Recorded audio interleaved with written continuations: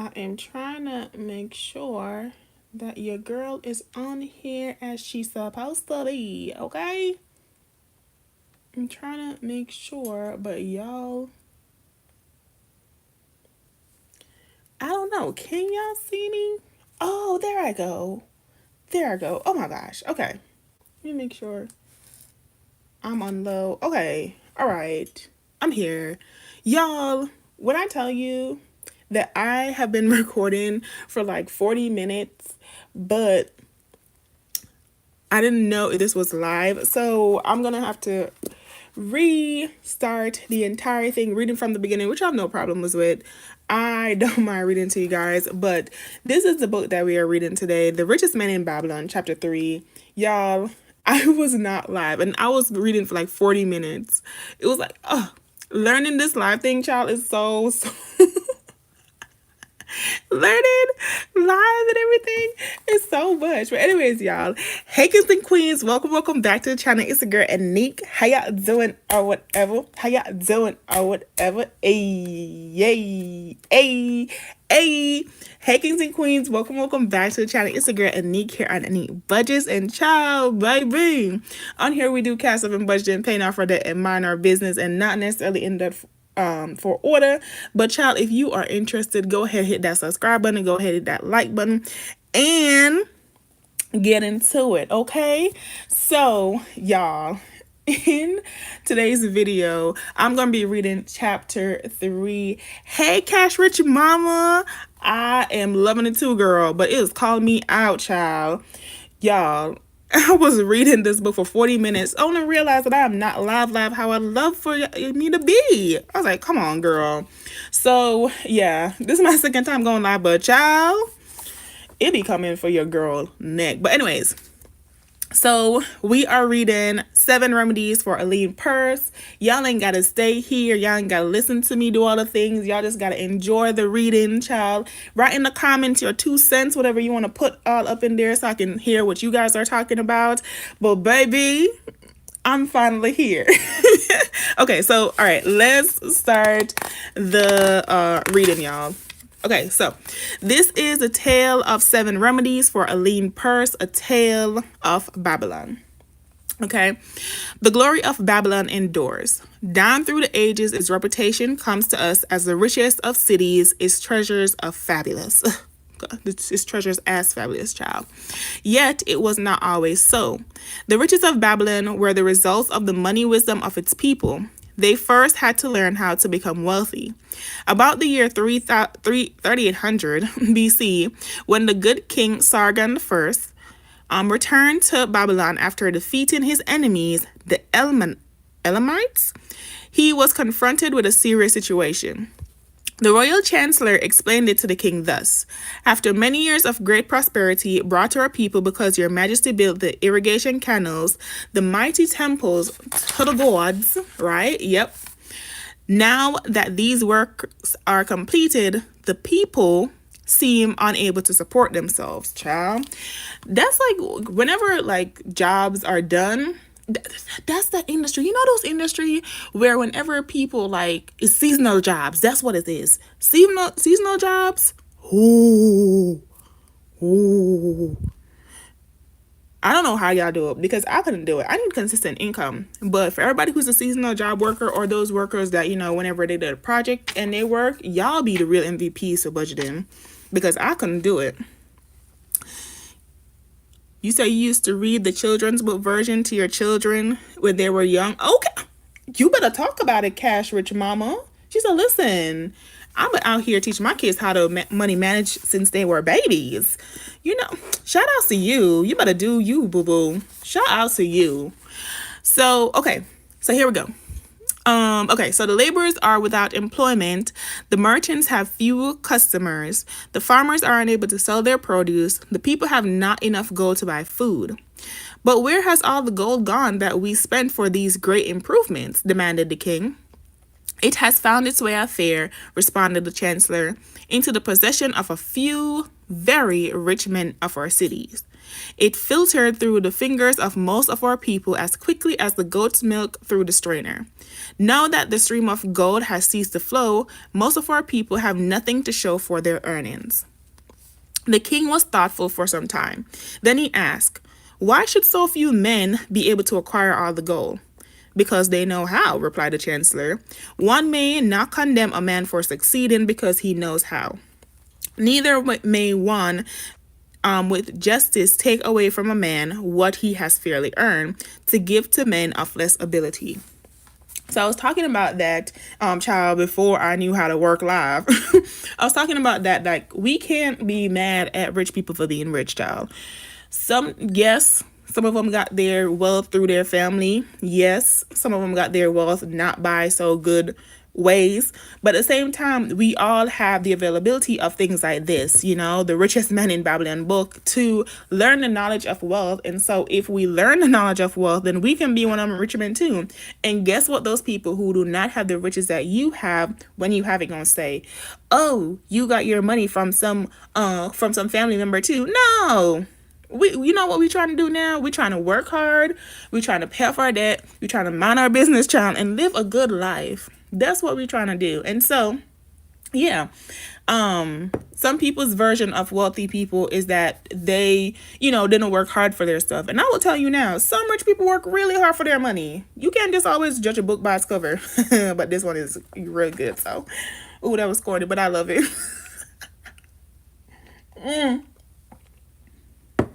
Oh, drink me some water. Okay. All right. Ooh, child, where was I? Yeah, you can make mans. Okay. "But why?" demanded the king. "Should not all the people learn how to accumulate gold and therefore become themselves rich and prosperous?" "Quite possible, Your Excellency. But who can teach them? Certainly not the priests, because they know not of money making." "Who knows best in all our city how to become wealthy, Chancellor?" asked the king. "That question answers itself, Your Majesty. Who has amassed the greatest wealth in Babylon?" "Well said, my able chancellor. It is Arcad. He is the richest man in Babylon. Bring him before me on the morrow." Now let me tell you something, okay? This is called you working in your past to become your present's wildest dream. Because Arcad, if y'all remember, is the same guy that 2 chapters ago in chapter 1 was the broke best friend. And now he out here being the knowledgeable, wealthy friend. Come on now. Come on, get into it. So anyways, Arcad, okay, he said, "The richest man in Babylon. Bring him before me on the morrow." Bring him tomorrow. Okay. Upon the following day, as the king had decreed, Arcad appeared before him, straight and sprightly,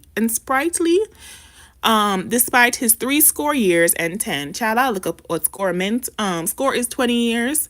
And so man's is 70. So Arcad, when he used to be, young, got all this knowledge and did all the thing. But now man is old, wealthy, and is doing well in life. Okay? Round of applause for Arcad for being what he desired, for getting what he wanted out of life, for doing the hard work that needed to be done.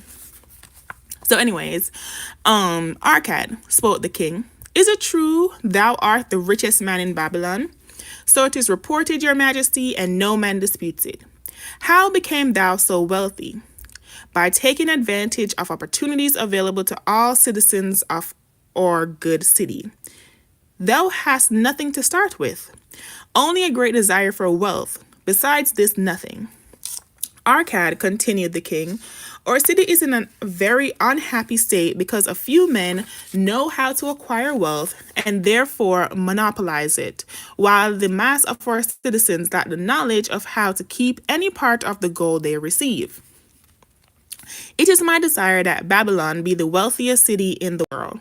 Therefore, it must be a city of many wealthy men. Therefore, we must teach all the people how to acquire riches. Tell me, Arcad, is there any secret to acquiring wealth? Can it be taught?" "It is practical, Your Majesty, that which one man knows can be taught to others." Okay. The king's eye glow. "Arcad, thou speakest the words I wish to hear. Wilt thou lend thyself to this great cause? Wilt thou teach thy knowledge for a school to a school for teachers, each of whom shall teach others until there are enough trained to teach these truths to every worthy subject in my domain. Arcad bowed and said, I am thy humble servant to command. Whatever of knowledge I possess will I gladly give for the betterment of my fellow men and the glory of my king. Let your good chancellor arrange for me a class of 100 men, and I will teach to them those 7 remedies which did fatten my purse, than which there was none leaner in all Babylon. Now, I'm going to pause there because remember 2 chapters ago in chapter 1, Arcad was the same man that was the one that wrote on the clay, and man's worked his butt off that night to finish making them clays for that one rich guy that came in and was like, hey, I need these. If you do this for me, then I'll do this for you. I'll give you this information that you want. And so man's work his butt off. He lost sleep. When people say people work 24 hours, man really worked 24 hours to get the knowledge that he was looking for, right? Excuse me, I had to drink some water. So after he worked his butt off, he got the knowledge. And you know what he did 2 chapters later? Man said, I am thy humble servant to command. Whatever of knowledge I possess, would I gladly give for the betterment of my fellow men and the glory of my king. That goes to show, y'all, whenever you learn something, pass it on to the next generation, because we want people to be better than who we were yesterday. The same way how you want your generational wealth, generational knowledge too, is also needed. So pass on your knowledge to the people that are coming after you, because they need it too. I'm just telling you, man's is out here showing up and showing out. He became wealthy. He became given. He's now passing on the same knowledge that he received when he ran into the old wealthy man that gave him the knowledge. I'm just saying, if you if you find that you have the best way or a better way to do something, pass that knowledge on to somebody else, because they would greatly appreciate it. Anyways, here we go. A fortnight, 2 weeks, I know what that is. Oh my God. So a fortnight later, in compliance with the king's command, the chosen 100 assembled in the great hall of the Temple of Learning, seated upon colorful rugs in a semicircle. Arcad sat beside a small tabaret upon which smoked a sacred lamp, sending forth a strange and pleasing odor. Behold, the richest man in Babylon, whispered a student. Okay, hold on. I got to whisper, child. Behold, the richest man in Babylon, whispered a student, nudging his neighbor as Arcad arose. He is but a man, even as the rest of us. As a dutiful subject of our great king, Arcad began, I stand before you in his service, because once I was a poor youth who did greatly desire gold, and because I found knowledge that enabled me to acquire it, he asked that I impart unto you my knowledge. I started my fortune in the humblest way. I had no advantage not enjoyed as fully by you and every citizen of Babylon. The first storehouse of my treasure was a well-worn purse. I loathed its useless emptiness. I desired that it be round and full, clinking with the sound of gold. Therefore I sought every remedy for a lean purse. I found 7. To you who are assembled before me, shall I explain the 7 remedies for a lean purse. Come on, let's talk about it. What you got for us? Let us know the secrets, Arcad. Wait, back up. Let's finish the sentence. To you who are assembled before me, shall I explain the 7 remedies for a lean purse, which I do recommend to all men who desire much gold. Each day for 7 days will I explain to you one of the 7 remedies. Listen attentively to the knowledge that I will impart. Debate it with me. Discuss it among yourselves. Learn these lessons thoroughly, that ye may also plant in your own purses the seed of wealth. First must each of you start wisely to build a fortune of his own. Then wilt thou be competent, and only then, to teach these truths to others. I shall teach to you in simple ways how to fatten your purses. This is the first step leading to the temple of wealth, and no man may climb who cannot plant his feet firmly upon the first step. We shall now consider the first remedy. Okay, so now he about to tell us all the tea, child, of how to do what we need to do to have these fat purses and live our best lives. So, you ready? because I'm ready. Let's get into it. All right, the first remedy. Start thy purse to fattening. Okay. I can address a thoughtful man in the second row. My good friend, at what craft workest thou? I, replied the man, am a scribe and carve records upon the clay tablets. Is that not what Arcad did? Come on now. Even at such labor did I myself earn my first coppers. Therefore, thou hast the same opportunity to build a fortune. Okay, talk about it. Remind us that he started from small beginnings, humble beginnings. That's what Arcad started from. He spoke to a florid-faced man farther back. Pray tell also, what dost thou to earn thy bread? Even back in the day, they talked to earn thy bread, thy moolah. I, responded this man, am a meat butcher. I do buy the goats the farmers raise and kill them and sell the meat to the housewives and the hides to the sandal makers. Because thou dost also labor and earn, thou hast every advantage to succeed that I did possess. I ain't gonna lie to you. This deed I thy. Thus, doth, doeth, all those. They tried to take a girl out. Did y'all hear me over there trying to fight for my life with reading? I was fighting for my life reading this, y'all. Because the way I was trying not to make a mistake in reading. Fighting for my life. Okay, I'm sorry. All right, let's do this. Okay.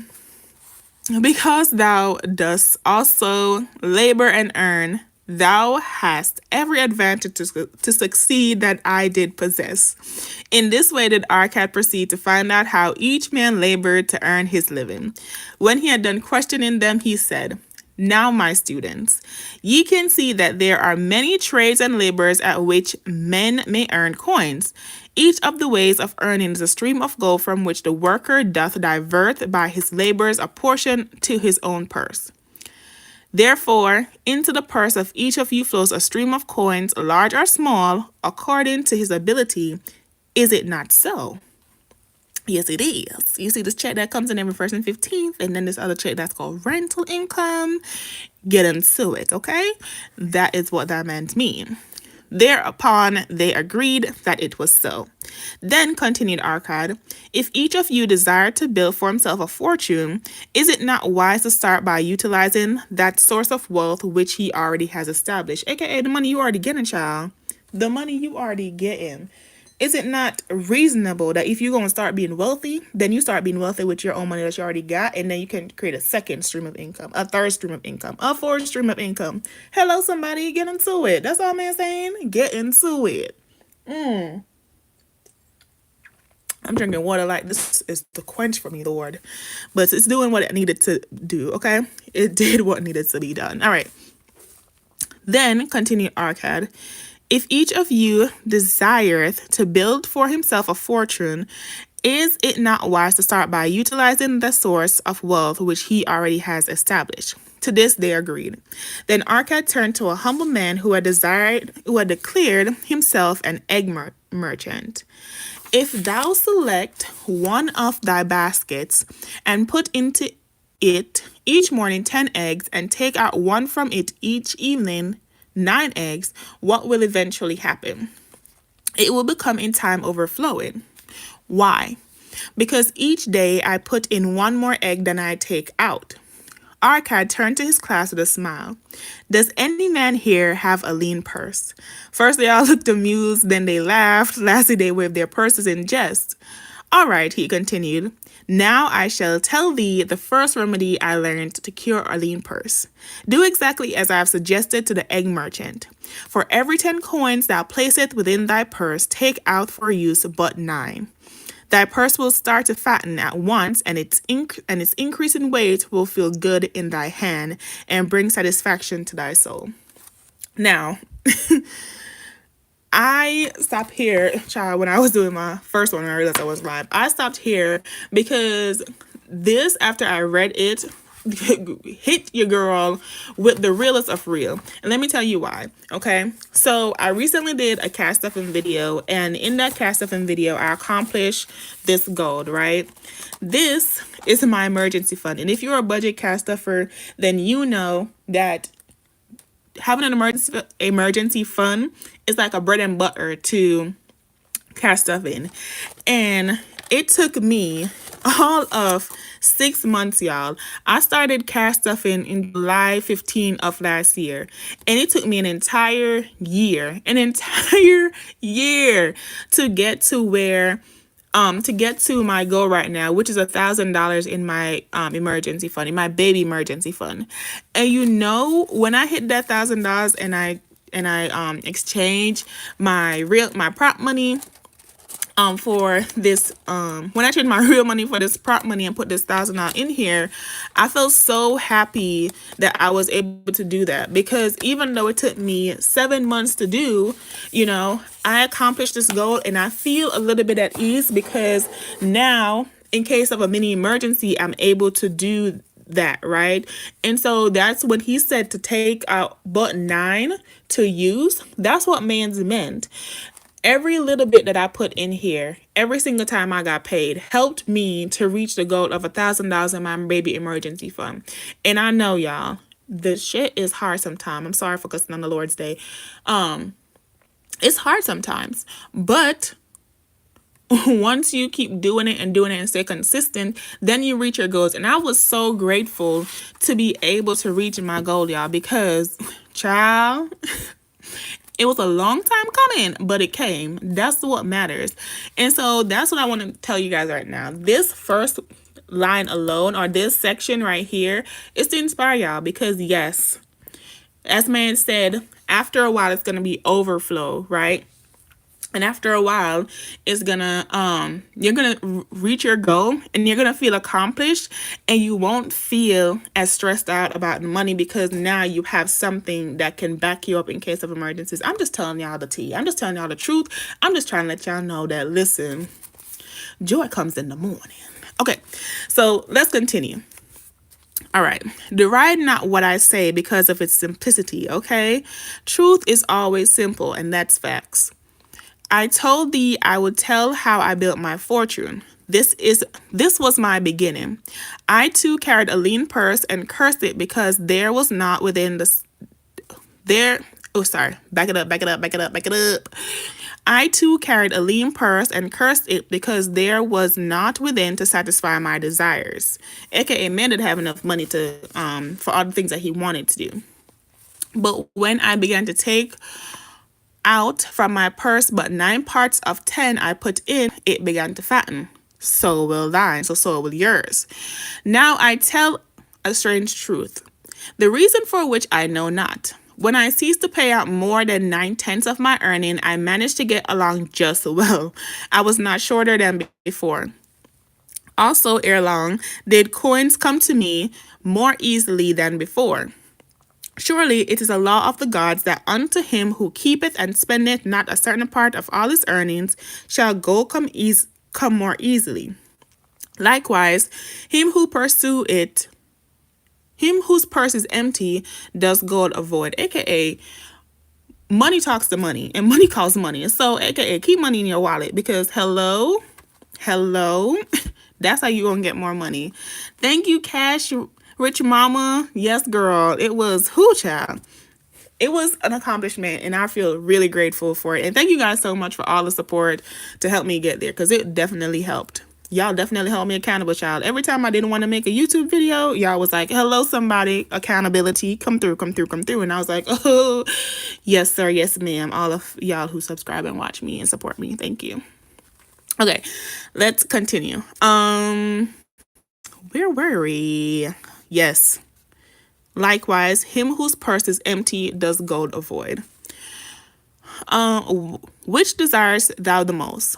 Is it the gratification of thy desires of each day, a jewel, a bit of finery, better remnants, more food, things quickly gone and forgotten? Or is it substantial belongings, gold, land, herbs, merchandise, income bringing investments. The coin thou takest from thy purse bring the first. The coins thou leavest within it bring the latter. Now pause on here because I paused right here and I couldn't get it. But all you have to do is the coin thou takest from thy purse bring the first, which is the gratification of thy desires of each day, a jewel, a bit of finery, better remnants, which is clothes, and more food. That's the first. If you take money out of your purse every day instead of you leaving that 10% that you're supposed to leave. Now, if you leave within it, then it will bring the latter, aka it will bring substantial belongings, things like gold, lands, herbs, merchandise, and some things which are income bringing investments. So keep your money, y'all. All right, let's continue. This, my students, was the first remedy I did discover for my lean purse. For each 10 coins I put in, to spend but 9. Debate this amongst yourselves. If any man proves it untrue, tell me upon the morrow when we shall meet again. So, let's flip, child, okay? So that was the first one. The second remedy, control thy expenses. Now, I ain't saying that man's is telling you to make a budget, but child, ain't that what it is? I just made an emergency fund video, which I showed all my expenses, and I was like, this is all my bills, this is what I have, and this is how I'm gonna basically get ready if there's an emergency. I'm gonna save up and do that things. And the first thing that man says is control that expenses. Some of us be thinking that we rich when we get pay increases, aka I am some of us. And let me tell you why. Because I told myself when I got my pay increase at the beginning of the year that I was going to only live off my $540, and then the difference between my $750, which is now my normal paycheck that I get, I would put that towards debt. Have I done that? No. You see what I'm talking about? Okay. Control thy expenses. Now, some stuff I could have controlled, some stuff I couldn't. Like, girl, but it is all within my willpower. It is all within me. Like, I can do this. I just need to do it. Child, let me tell you, this book is reading me as I'm reading it. But let's continue.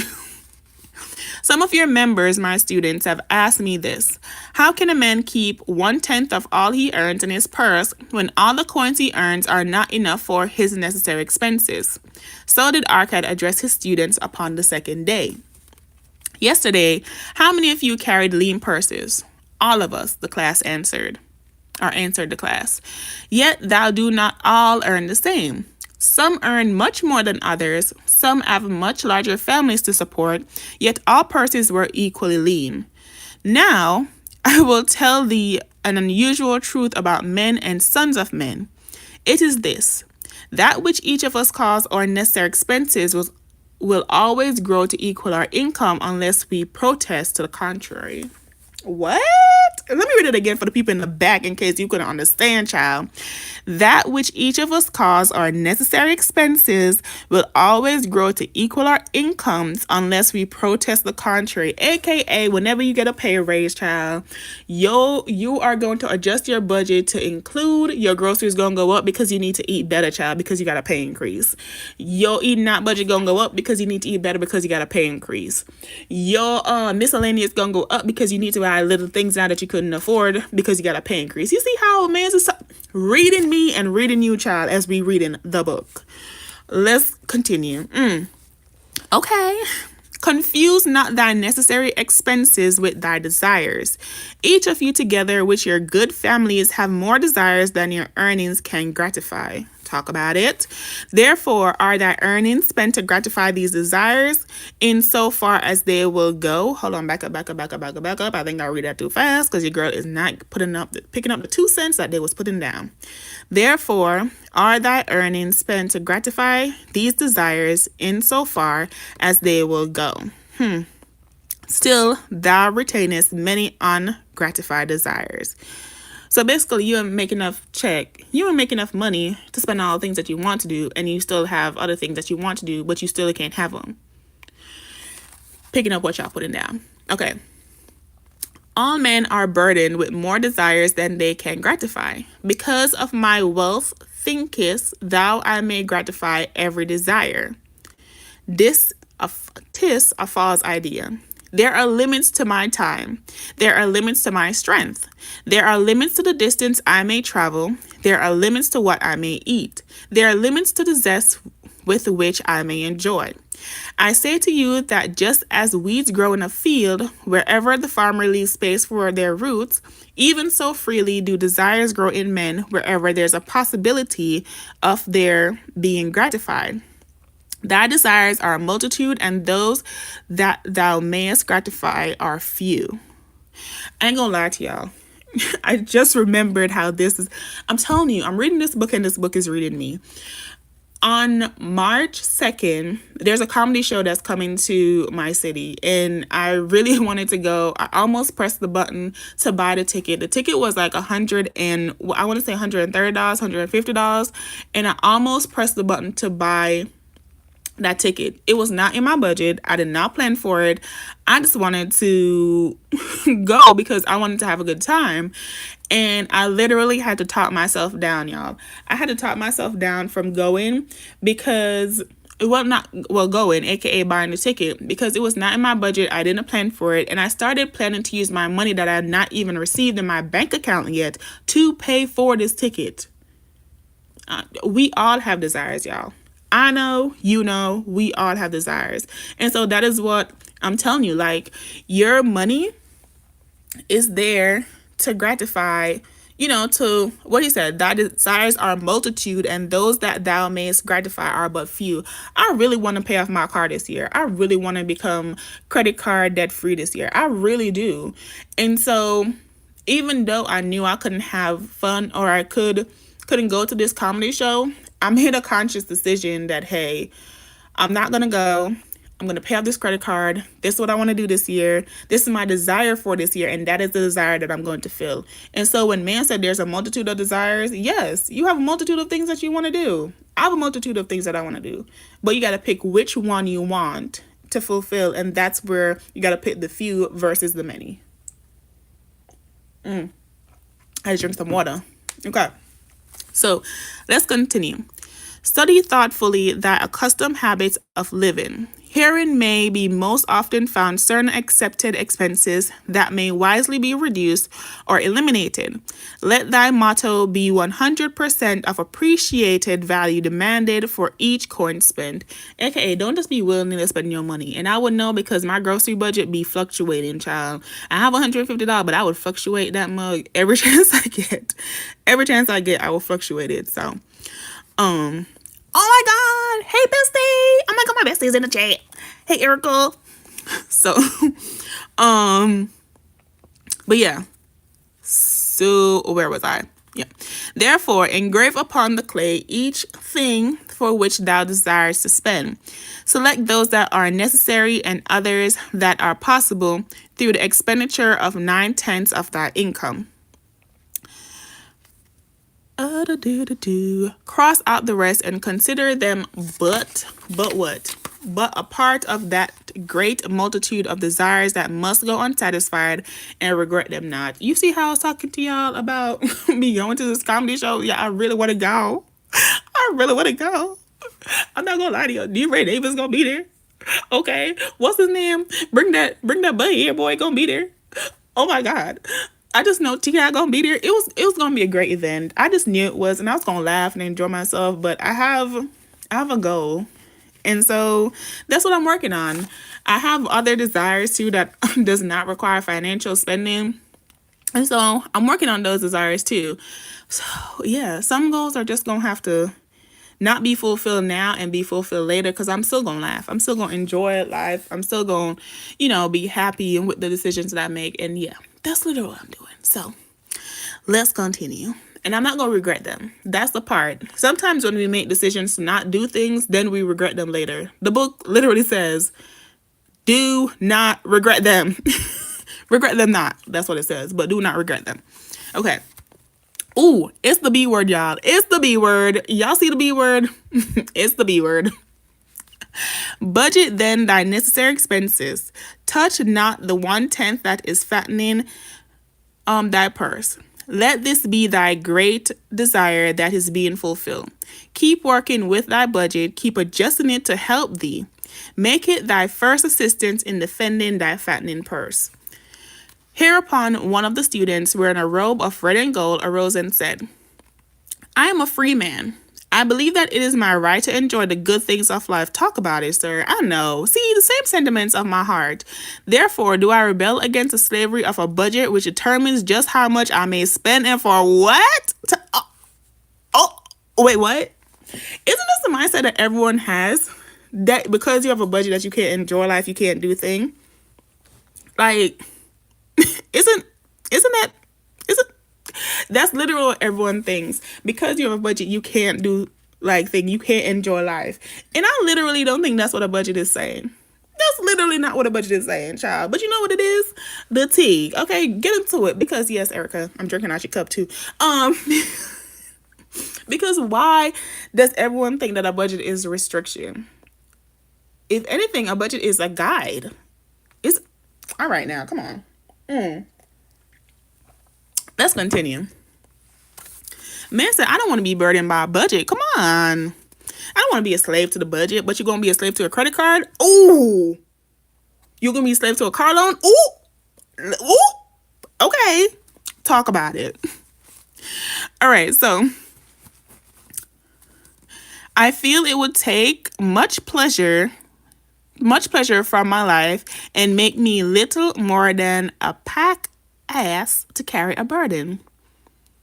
I don't know what that means. I don't know what he mean by, somebody tell me, what do he mean by pack ass to carry a burden? I feel it would take much pleasure from my life and make me little more than a pack ass to carry a burden. He said he a donkey?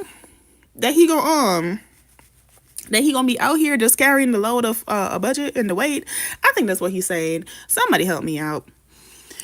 To him, Arcad replied, Who, my friend, would determine thy budget? I would make it for myself, responded the protesting one. In that case, were a pack asked to budget his burden, would he include therein jewels and rugs and heavy bars of gold? Not so. He would include hay and grain and a bag of water for the desert trail. The purpose of a budget is to help thy purse to fatten. It is to assist thee to have thy necessities and, in so far as attainable, thy other desires. It is to enable thee to realize thy most cherished desires by defending them from thy casual wishes. Like a bright light in a dark cave, thy budget shows up the leaks from thy purse and enables thee to stop them and control thy expenditures for definite and gratifying purposes. Come on, talk about it. Talk about it. Talk about it. Okay, so, hello? Because one thing your budget will do is always snitch. It's the first snitch when it comes to your finances. Your budget... Your budget will be the first snitch when it comes to your finances. Every time. Okay. This then is the second remedy for a lean purse. Budget thy expenses that thou mayest have coins to pay for thy necessities, to pay for thy enjoyments, and to gratify thy worthwhile desires without spending more than 9/10 of thy earnings. Okay, the third remedy, make thy gold multiply. Behold, thy lean purse is fattening. Thou hast disciplined thyself to leave therein 1/10 of all thou earnest. Thou hast controlled thy expenditures to protect thy growing treasure. Next, we will consider means to put thy treasure to labor and to increase. Ooh, so this is how they're talking about, like, you know, when your money's set to the side, like what you can do to make it get more. I'm not gonna lie to y'all. I was thinking about these. Look at y'all getting the exclusives on the live. So this is my 1 month ahead binder, and I'm thinking about putting the filled, like the goals filled envelopes, so like my water, my HOA, all of those. I'm thinking about putting those in the bank and putting them in a brokerage account, just so they can my money can make money while they sitting here waiting.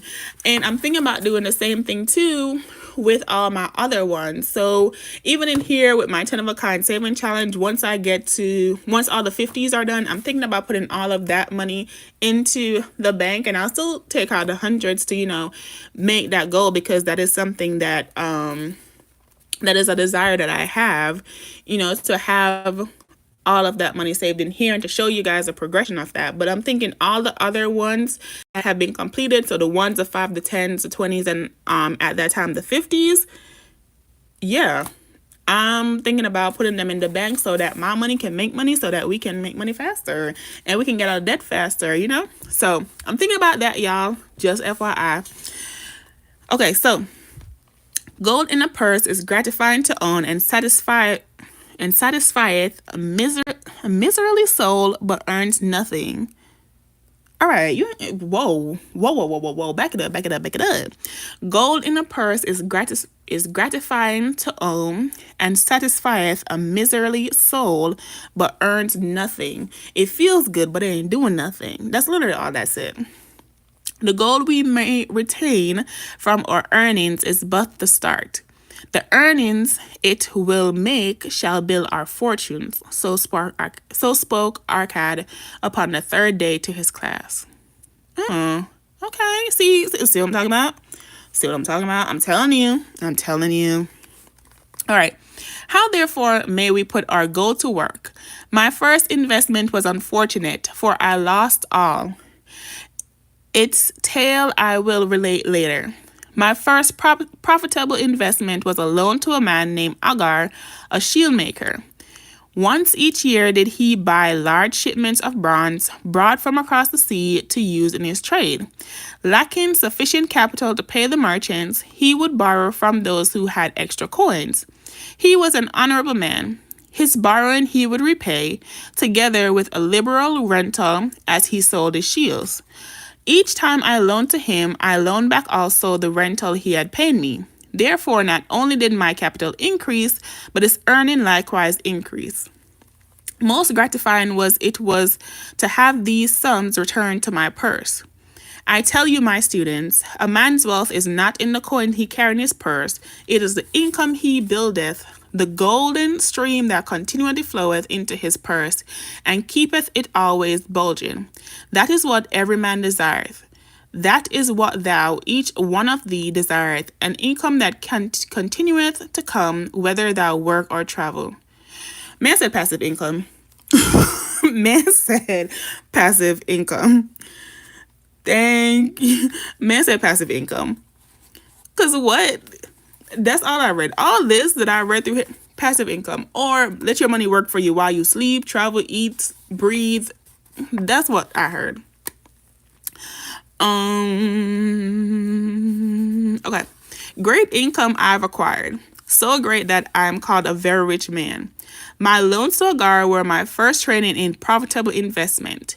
Gaining wisdom from this experience, I extended my loans and investments as my capital increased. From a few sources at first, from many sources later, flowed into my purse a golden stream of wealth available for such wise uses as I should decide. Behold, from my humble earnings, I had begotten a horde of golden slaves, each laboring and earning more gold.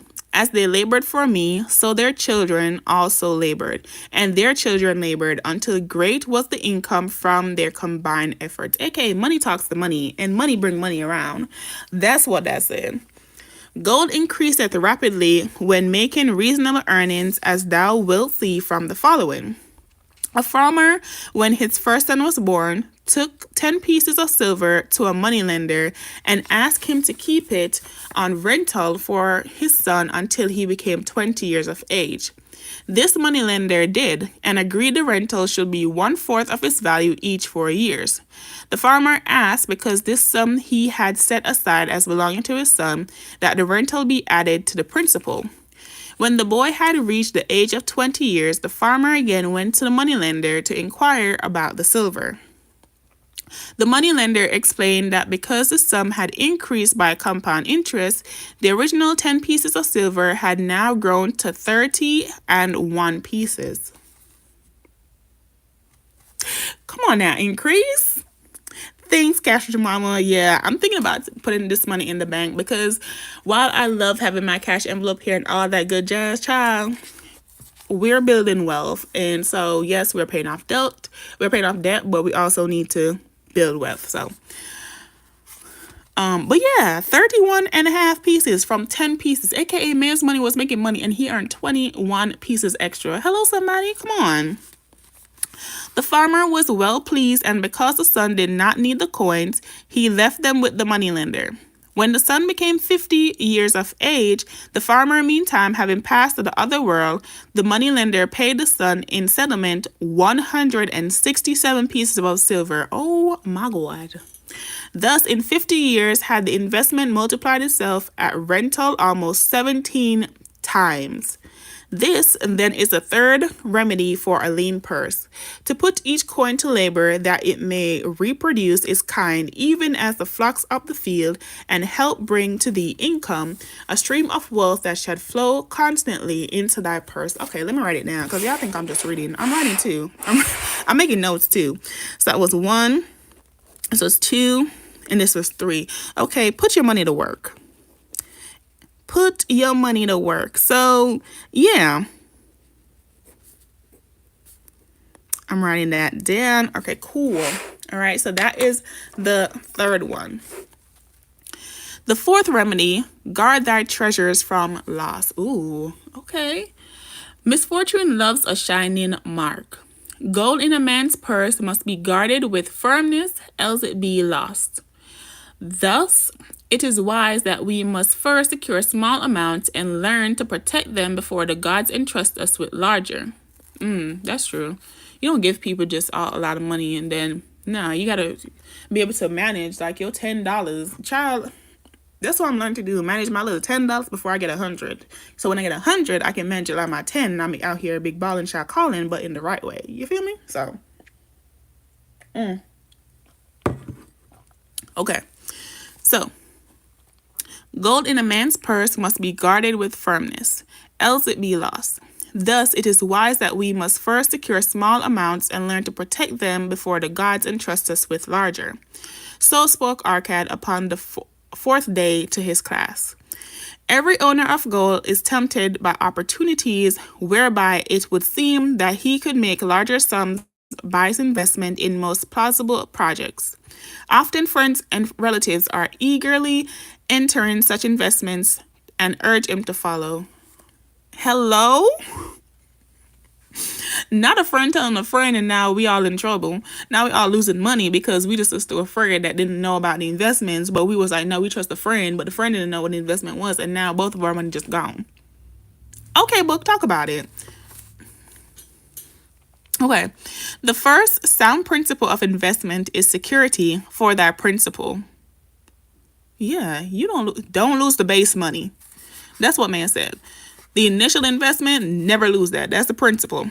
It is wise to be intrigued by larger earnings when that principle may be lost. Oh no, I didn't read that. The question, is it wise to be intrigued by larger earnings when that principle may be lost? I say not. The penalty of risk is probable loss. Study carefully before parting with thy treasure, each assurance that it may be safely reclaimed. Be not misled by thy own romantic desires to make wealth rapidly. Fast money ain't good money. That's literally what that says. Fast money is not good money. Don't be rushing to get all your money. No. Man said, understand your investment. That is number 4, right? Wait, is this remedy number 4? Yeah. Guard thy treasures from loss. Understand your investment. Understand your investment and protect your principal, which is the first money that you deposited into this. I'm writing down all the notes. I'm not just reading, I'm writing down the lessons too. Okay. Before thou loan it to any man, assure thyself of his ability to repay and his reputation for doing so, that thou mayst not unwittingly be making him a present of thy hard-earned treasure. Oh, okay. I have to let that sink in. Don't be giving man treasures. Don't be out here just handing out money to people that just because they asked for it. I see what they're saying. You know, a present, basically you don't expect nothing back. That is what mans mean by a present. Because you willingly giving them your money, but they don't know how to use it to make you money and return back what you gave to them. That is you unwillingly be making him a present of that unearned treasure, aka your unearned money. Don't be just handing it out.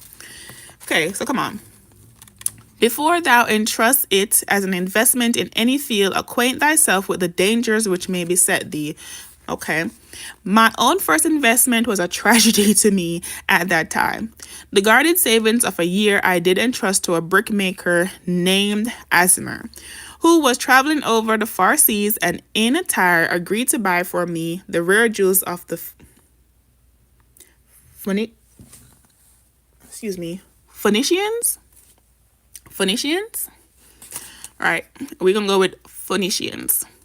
These we would sell upon his return and divide the profits. The Phoenicians were scoundrels and sold him bits of glass. My treasure was lost. Man's lost a whole year of money. Can you imagine? Can you imagine you saving for a whole year just for your money to just disappear? When I tell you I be pissed, I be mad, all of the above, I be pissed. Okay? So, for a whole year, man saved, and then he just lost it in 2.5 seconds. Okay, my treasure was lost. Today, my training would show to me at once the folly of entrusting a brickmaker to buy jewels. That don't even make sense. How you gonna tell somebody that that's literally what mans mean. You can't tell people that have no idea how to do certain things to ask for wisdom on that thing. I ain't never, what could I say?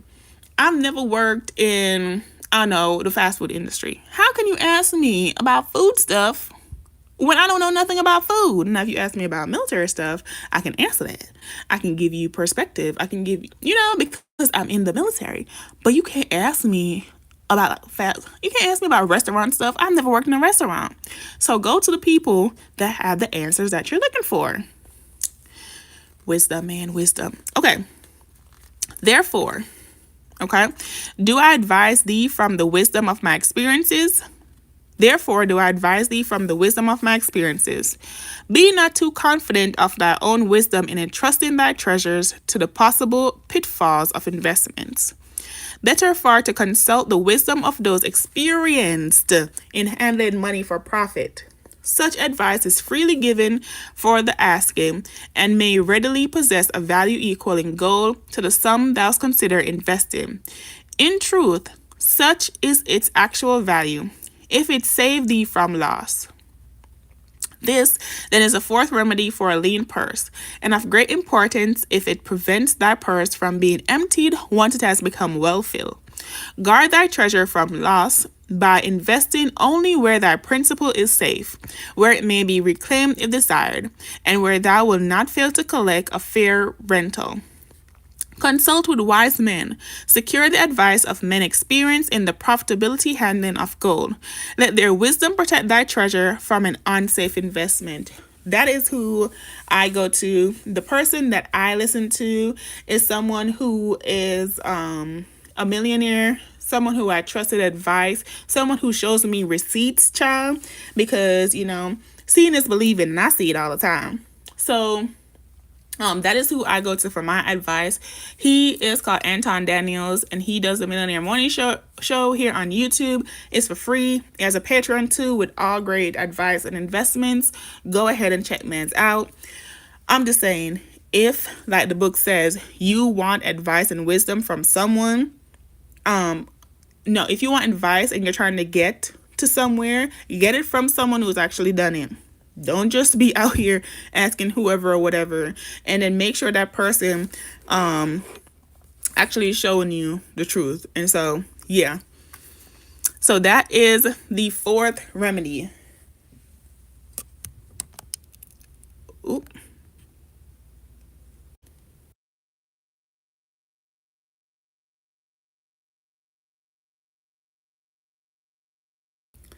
Okay, y'all. So Let's continue. The fifth remedy: make thy dwelling a profitable investment. Wait, what? Okay. If a man setteth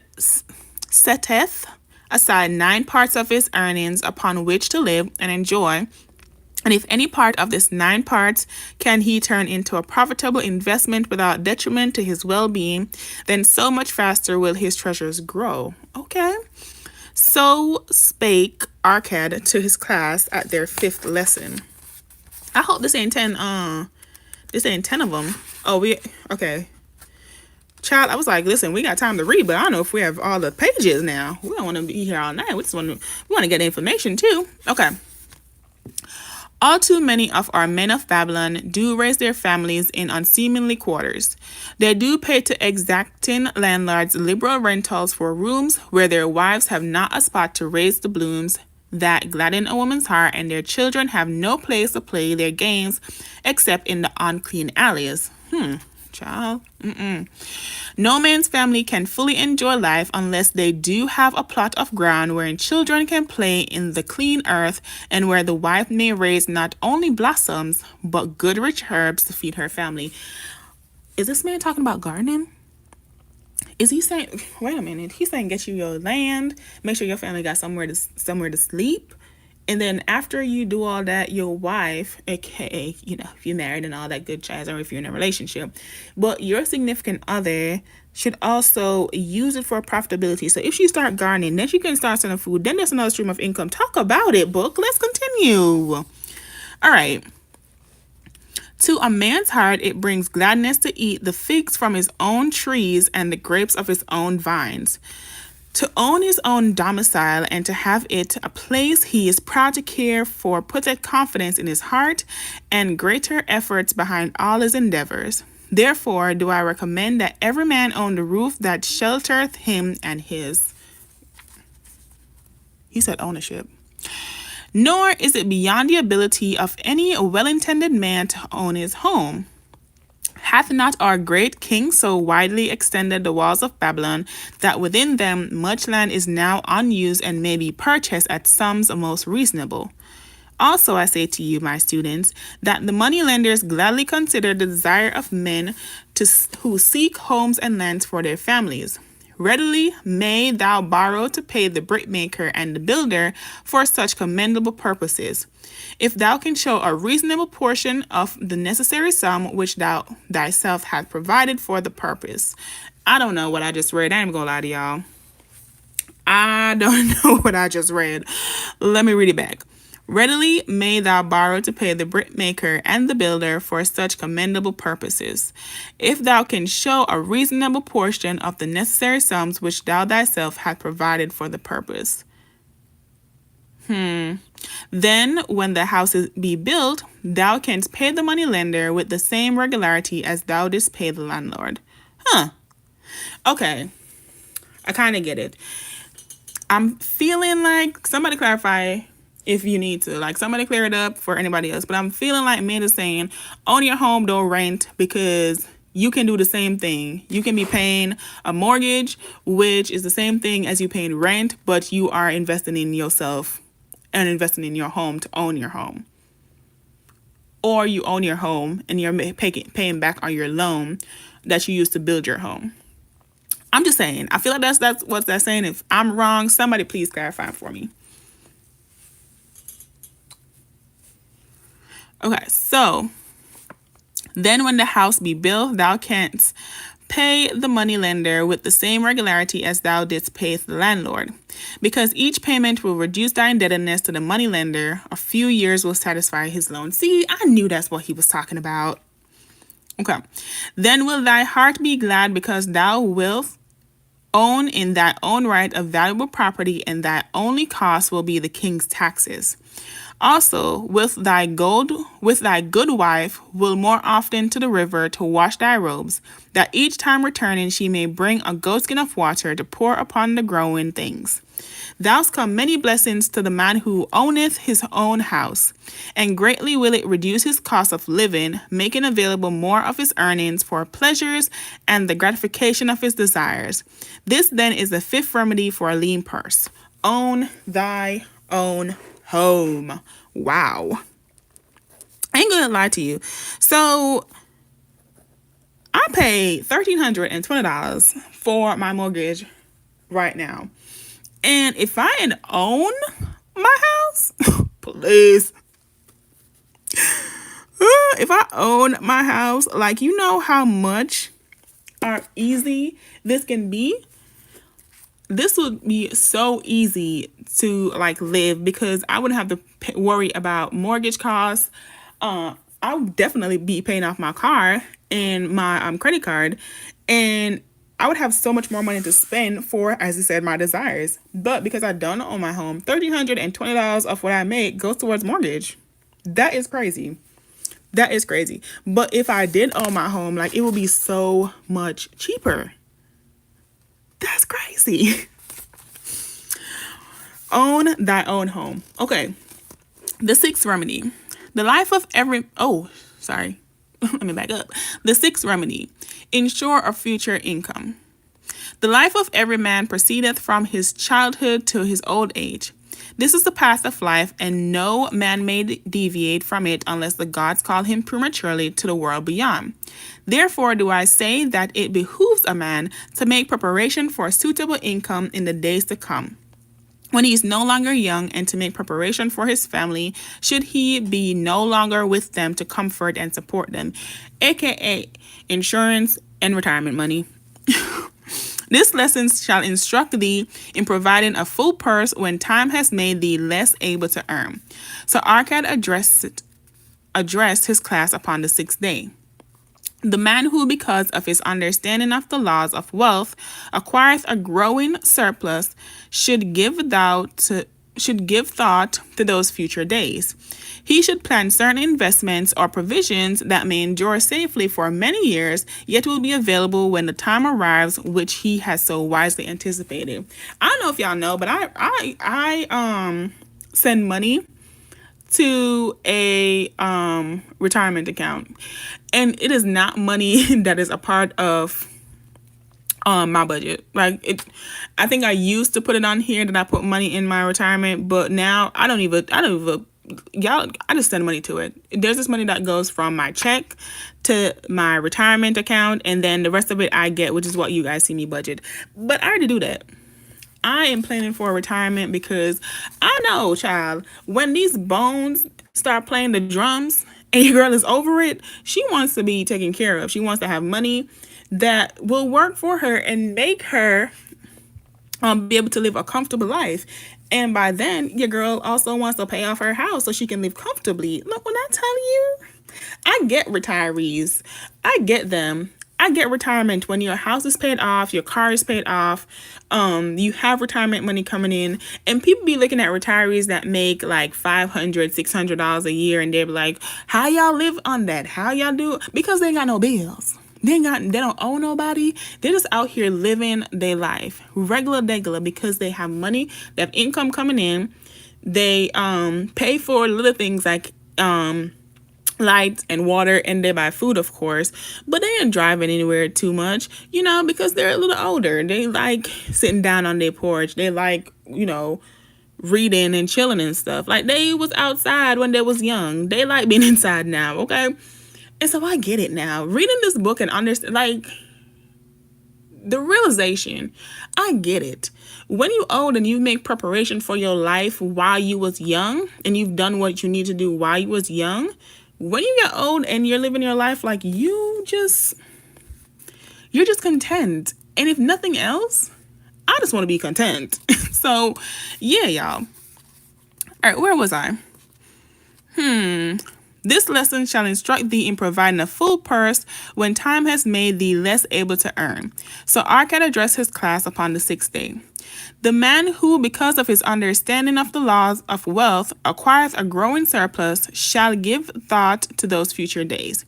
He shall plan certain investments and provision that may endure safely for many years, yet will be available when the time arrives, which he has so wisely anticipated. There are diverse ways by which a man may provide with safety for his future. He may provide a hiding place and there bury a secret treasure, yet no matter with what skill it be hidden, it may nevertheless become the loot of thieves. For this reason, I recommend not this plan. Don't be just stashing your money any and everywhere, because people be walking around your house and they be don't do it. You never know people's true intentions. People are people, but you never know people's true intentions. So don't be just leaving your money out anywhere, okay? A man may buy houses or lands for this purpose. If wisely chosen as to their usefulness and value in the future, they are permanent in their value and in their earnings on their sale will provide well for his purpose. Back it up, back it up, back it up. Let's read it again. A man may buy houses or lands for this purpose. If wisely chosen as to their usefulness and value in the future, they are permanent in their value and their earnings or their sale will provide well for his purpose. Okay. All right. A man may loan a small sum to the moneylender and increase it at regular periods. The rental which the moneylender adds to this will largely add to its increase. I do know a sandal maker named Anson who explained to me not long ago that each week for 8 years he had deposited with his moneylender 2 pieces of silver. The moneylender had but recently given him an accounting over which he greatly rejoiced. The total of his small deposit, with their rental at the customary rate of 1/4 their value for each 4 years, had now become 1,040 pieces of silver. Let me tell you something. Slow but steady always wins the race. Y'all know the turtle in the hair story. Come on. Slow but steady always wins the race, y'all. You don't have to be fast. You don't have to be quick. I'm telling you, it took me 7 months to get my emergency fund, to my baby emergency fund. 7 years. 7 months. 7 months it took me. But I finally got there, and I am so grateful. So grateful that I made it there. Like, don't try to be fast. Just try to do it right, okay? So, but Mims put, 2 pieces of silver, and now he has 1,040 pieces of silver. Come on. I did gladly encourage him further by demonstrating to him with my knowledge of the numbers that in 12 years more, he would keep his regular deposit of but 2 pieces of silver each week. The moneylender would then owe him 4,000 pieces of silver, a worthy competence for the rest of his life. Wow. Okay. Surely when such a small payment made with regularity doth produce such profitable results, no man can afford not to insure a treasure for his old age, and the protection of his family, no matter how prosperous his business and his investments may be. No matter how much you're making right now, child, you plan for later. I would that I might say more about this.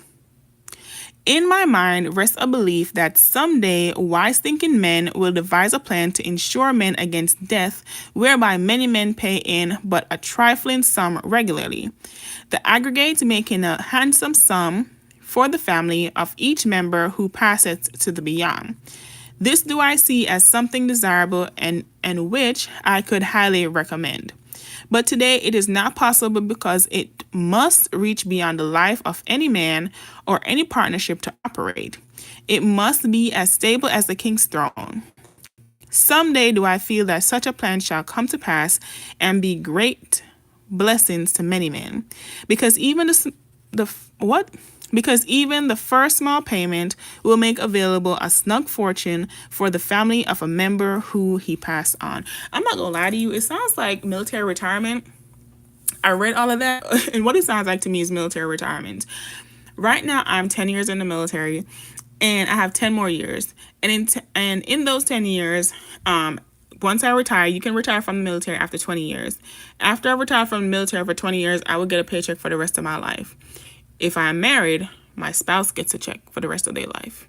So I am thinking about not only myself, but also my spouse. And after I should pass away, God forbid right now, knock on wood, they're taken care of. And health insurance, child, is crazy outside. And so that will be taken care of as well. So all of these things I think about because I want to make sure that whatever position that I'm putting myself in is the best position for me as well as the best position for my family. So whenever you're making these decisions, guys, just think about those things.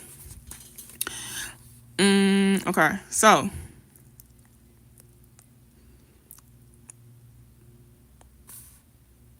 smallest amount of payment we made was snug fortune for the family of a member should he pass. Okay.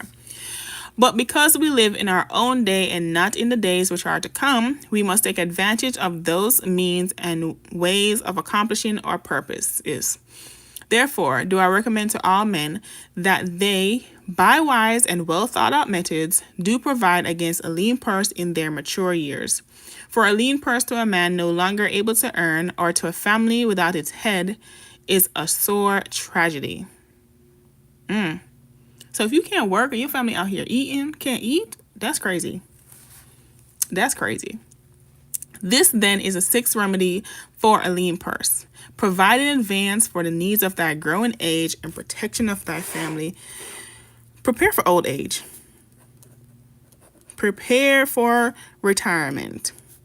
Because we ain't going to be able to work the entire time, y'all. Prepare for retirement. That's literally what number 6 is. Prepare for retirement. The seventh remedy. Increase thy ability to earn. This day do I speak to thee, my students, of one of the most vital remedies for a lean purse. Yet I will talk not of gold, but of yourselves, of the men beneath the robes of many colors who do sit before me. I will talk to you of those things within the minds and lives of men which do work for or against their success. So did Arcade address his class upon the 7th day. Not long ago came to me a young man seeking to borrow. When I questioned him the cause for his necessity, he complained that his earnings were insufficient to pay his expenses. Therefore, I explained to him, this being the cause, he was a poor customer for the moneylender, as he possessed no surplus earning capacity to repay the loan. What you need, young man, I told him, is to earn more coins. What dost thou to increase thy capacity to earn? What do you do to earn more money? Because I said that and I was like, what? But he said, what do you do to earn more money? All that I can do, he replied. 6 times within 2 moons have I approached my master to request my pay be increased, but without success. No man can go oftener than that. We may smile at his simplicity, yet he did possess one of the vital requirements to increase his earnings. Within him was a strong desire to earn more, a proper and commendable desire. Preceding accomplishments must be desire. That desire must be strong and definite. General desires are but weak longings. For a man to wish to be rich is of little purpose. For a man to desire 5 pieces of gold is a tangible desire which he can process to fulfillment. After he is back to desires for 5 pieces of gold with strength to purpose, After he has backed the desire for 5 pieces of gold with strength of purpose to secure it, next he can find similar ways to obtain 10 pieces and then 20 pieces and later 1,000 pieces, and behold, he has become wealthy. I think that goes in hand with what I was saying, that I'm in the military now because yes, I have a consistent income, but I do want I do know that I can have other streams of income, as it says, but I do know that I like this consistent income because it will provide well for my family, and so working on it, but that doesn't mean that I don't have other desires to have other streams of income, which is one of the goals that I have this year with doing YouTube the way that I'm doing it. I want to create YouTube as a second stream of income for me. And so I have the goal, I have the desire, and I also have a goal of having 5,000 subscribers this year. I have the goal, I have the desire. And so the hard work now comes on my part because I can't just have the goal, the desire, and be like, hey guys, do this for me. No, that's not how it works. How it works is that you have your goals, You have your wish list, because that's what I call it, until it's your reality. And so my wish list is to have 5,000 subscribers. My wish list is to have YouTube as a second stream of income. So in order to make my wish list a reality, I have to work hard for it. And so this is how I'm being consistent. This is how and being consistent helps me with my budget, as well as helps me with my second goal of having a second stream of income, right? And this doesn't interfere with my primary job, which is also the thing that I wanted, that I don't have a second stream or a third stream of income that interferes with my primary job, and I can choose when to do the second and third one, and it will still be great for me. So yes, all of those, guys, from this one section.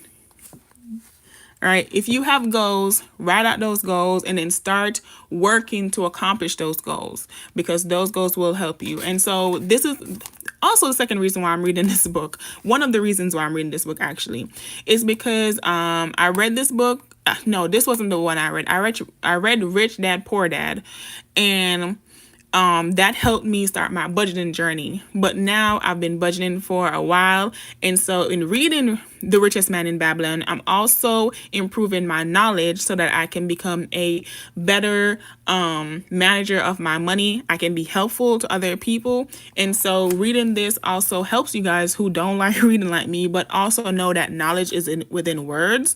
So your girl is just trying to do what she can, one step at a time. So I know there was a lot said from that one chapter, but it just reminded me of all the things that I'm trying to accomplish. And the only way you accomplish your goals, y'all, or one of the ways that you can accomplish your goals, is to be a hard worker. Not everyone just gets stuff off of, that. Some people have to work hard for it, and you may be one of those people, but it's okay. It is okay, y'all.